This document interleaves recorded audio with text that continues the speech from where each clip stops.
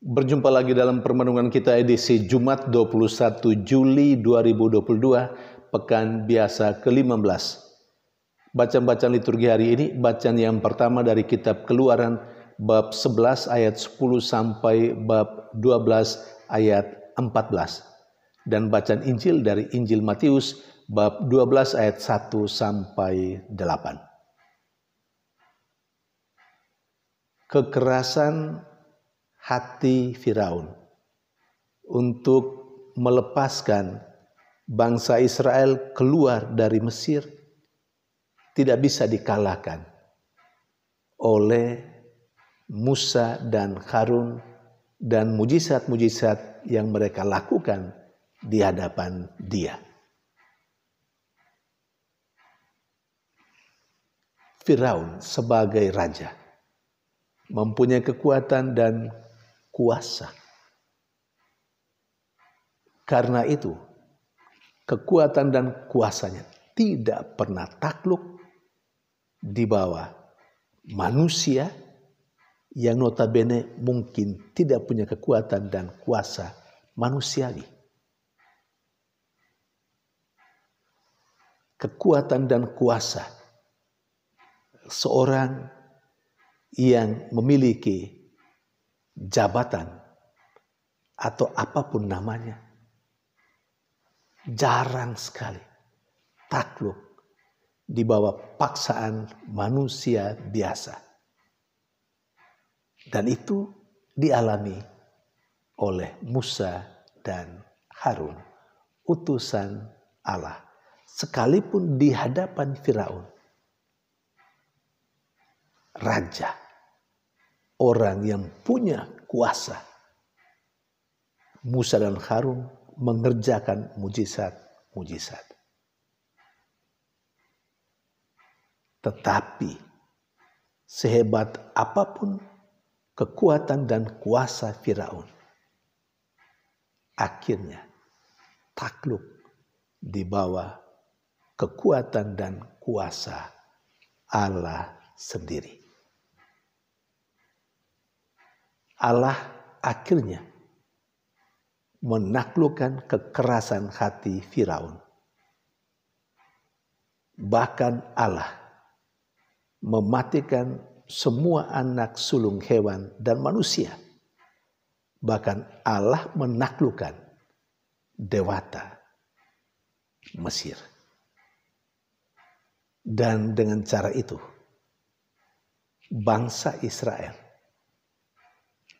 keluar dari tanah Mesir.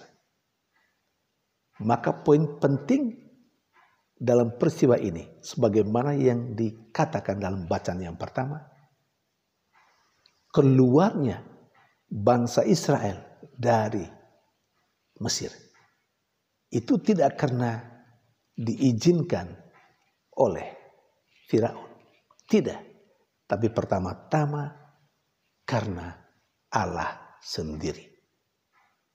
Kalau kita teliti bacaan hari ini, setelah terjadi kematian anak sulung manusia dan hewan, menjadi kacau tanah Mesir. Dan saat itulah Allah membawa keluar bangsa Israel melalui atau dengan pimpinan Musa dan Harun. Saudari dan saudara yang terkasih, di sini kita lihat sehebat apapun kekuatan dan kuasa manusia, kekuatan dan kuasa manusia itu tidak melampaui kekuatan Allah sendiri. Dalam kehidupan sehari-hari, seringkali kita terhimpit oleh kekuatan dan kuasa manusia, oleh kekuatan dan kuasa kelompok-kelompok tertentu yang menganggap diri lebih hebat, lebih banyak. Terkadang hidup kita juga terhimpit oleh berbagai persoalan yang jauh di atas kemampuan dan kekuatan manusia. Pengalaman Musa dan Harun, pengalaman bangsa Israel harus menjadi juga pembelajaran bagi kita.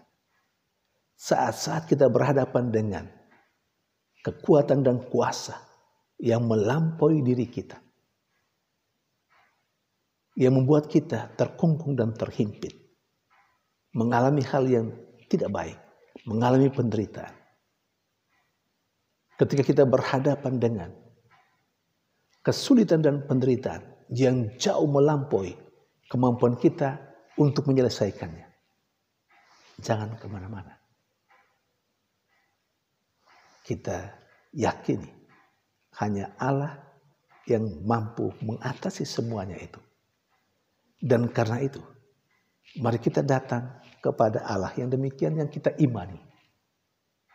Supaya dalam dan bersama dengan Dia, kita mampu keluar dari semua persoalan hidup kita, termasuk supaya kita mampu keluar atau mampu mengalahkan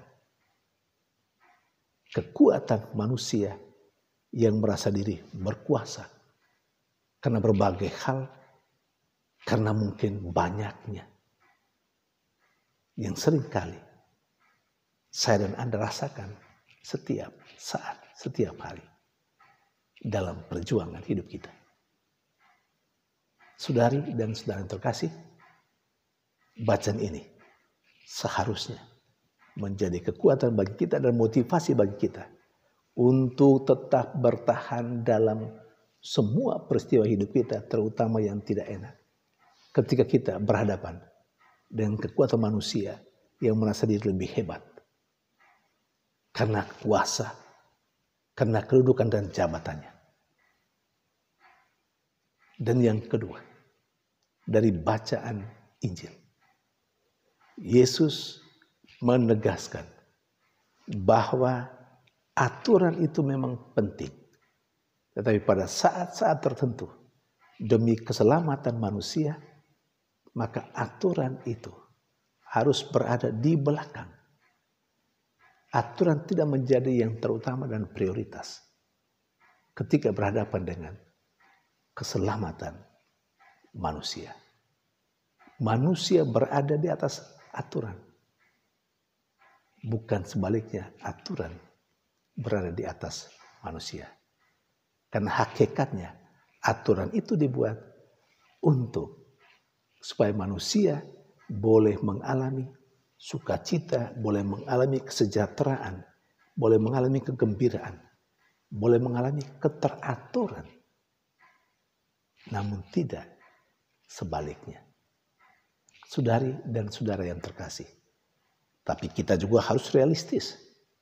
Terkadang juga ada manusia yang memang tidak mau tahu dengan aturan. Nah, kalau ada manusia yang tidak mau tahu dengan aturan, mau cari enaknya saja, kalau perlu tidak ada aturan, saya kira